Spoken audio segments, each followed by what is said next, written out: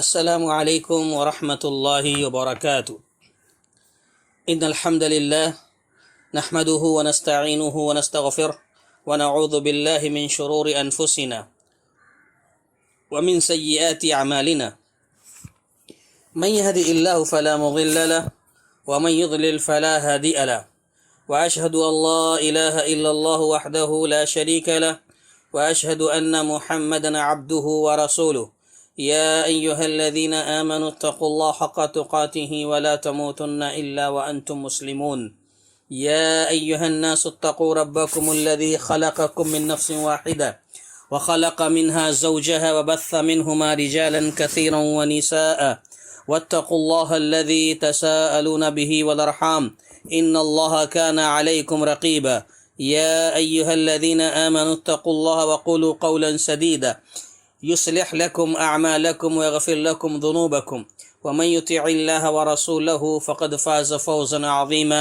أما بعد فإن خير الحديث كتاب الله وخير الهدي هدي محمد صلى الله عليه وسلم وشر الأمور محدثاتها وكل محدثة بدعة وكل بدعة ضلالة وكل ضلالة في النار أعوذ بالله السميع العليم من الشيطان الرجيم من همزه ونفخه ونفسه بسم الله الرحمن الرحيم قل إن صلاتي ونسكي ومحياي ومماتي لله رب العالمين۔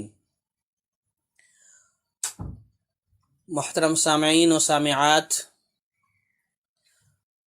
ساری تعریفیں، حمد و ثنا، عظمت و بڑائی، کبریائی اس اللہ رب العالمین کے لیے لائق و زیبا اور سزاوار ہے جو خالق کائنات اور مالک ارض و سما ہے۔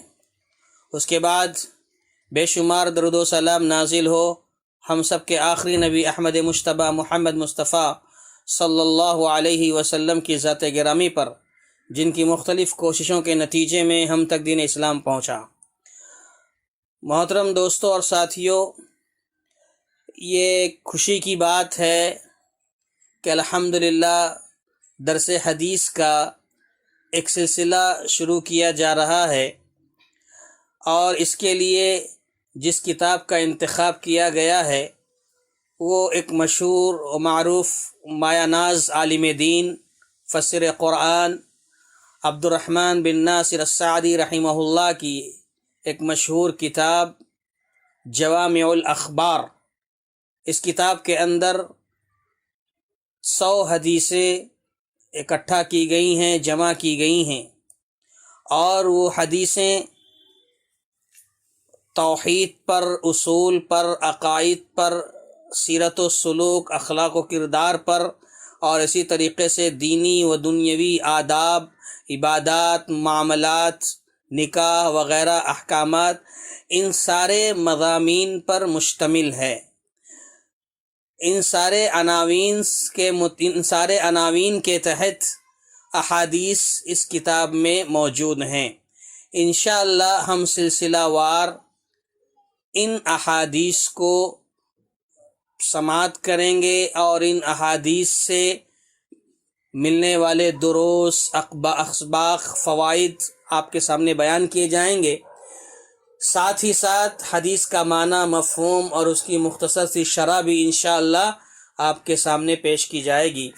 تو ہم بلا تاخیر سلسلہ شروع کر رہے ہیں، اور سب سے پہلی حدیث جو شیخ محترم نے اپنی کتاب میں جگہ دی، اپنی کتاب میں رکھی ہے یا جس کو جگہ دی ہے، وہ حدیث ہے پیارے نبی صلی اللہ علیہ وسلم کا ارشاد ہے، انما الاعمال بالنیات وانما لكل امرئ ما نوى فمن كانت هجرته الى الله ورسوله فهجرته الى الله ورسوله ومن كانت هجرته لدنيا يصيبها او امرأة ينكحها فهجرته الى ما هاجر اليه۔ تو دوستو اور ساتھیو، یہ حدیث ہے، پہلی حدیث ہے جس کے راوی امیر المؤمنین عمر بن خطاب رضی اللہ تعالی عنہ ہیں۔ انہوں نے کہا کہ میں نے اللہ کے نبی صلی اللہ علیہ وسلم کو اس حدیث کو بیان کرتے ہوئے سنا ہے۔ یہ حدیث صحیح بخاری کی ہے اور صحیح مسلم کے اندر بھی یہ موجود ہے۔ تو دوستو اور ساتھیو، ہم سب سے پہلے اس حدیث کا ترجمہ سماعت کر لیتے ہیں، اس کے بعد مزید کچھ باتیں آپ کے سامنے پیش کریں گے۔ سب سے پہلے ترجمہ ہے، عمر بن خطاب رضی اللہ تعالی عنہ امیر المومنین بیان کرتے ہیں کہ میں نے رسول اکرم صلی اللہ علیہ وسلم سے سنا کہ آپ فرماتے ہیں انما الاعمال بالنیات، کہ تمام اعمال کا دار و مدار نیتوں پر ہے۔ وانما لکل امرئ ما نوی، اور ہر شخص کو اس کی نیت ہی کے مطابق جزا ملے گی، بدلہ ملے گا۔ فمن كانت ہجرته الی اللہ ورسولہ، جس کی ہجرت اللہ اور اس کے رسول کے لیے ہوگی، فہجرته الی اللہ ورسولہ، تو اس کی ہجرت اللہ اور اس کے رسول کے لیے ہے۔ ومن كانت ہجرته لدنیا یصیبها، اور جس کی ہجرت دنیا کو حاصل کرنے کے لیے ہے، او امرأۃ، یا اسی طریقے سے کسی عورت سے نکاح کرنے کی غرض سے ہے، فہجرته الی ما ہاجر الیہ، تو اس کی ہجرت اسی چیز کے لیے ہے جس کے لیے اس نے ہجرت کی۔ یہ رہا اس حدیث کا مختصر بلکہ سیدھا سادہ ترجمہ۔ اس حدیث میں جو بات بنیادی طور پر بتائی گئی ہے وہ یہی ہے کہ انما الاعمال بالنیات، کہ عملوں کا دار و مدار نیتوں پر ہے۔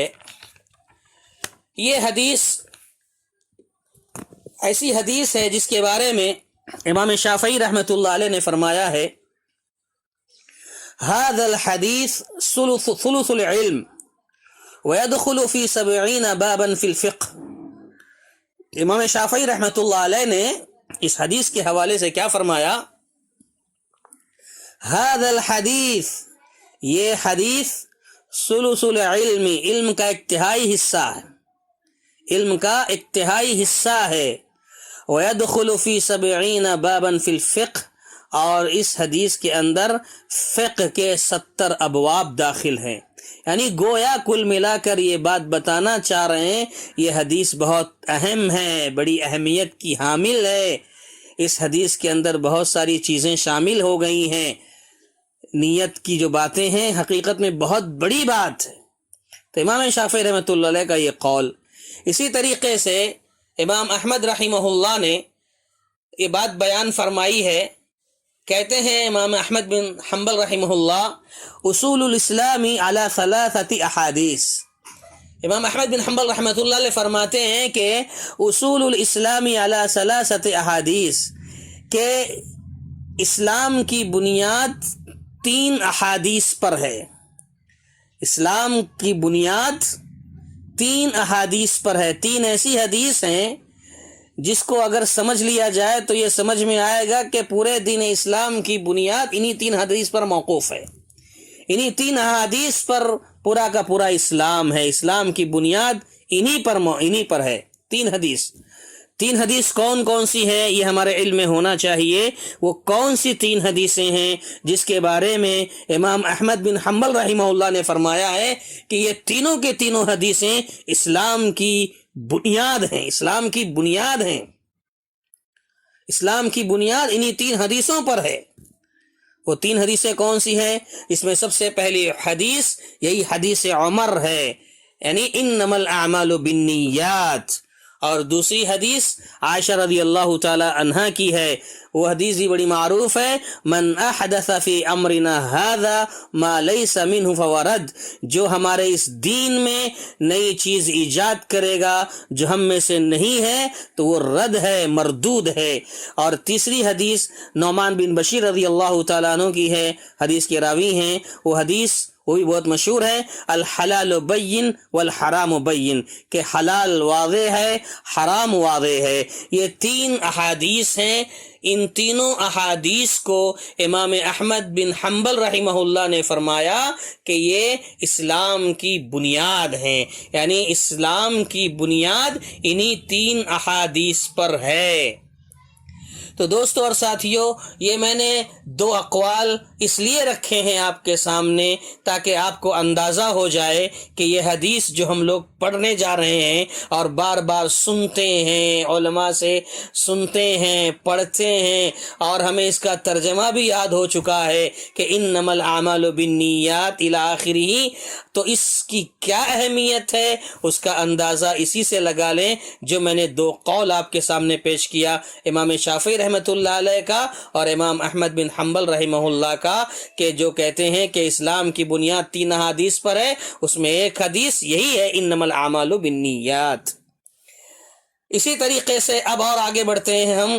انما الاعمال، اعمال جمع ہے اور عمل واحد ہے۔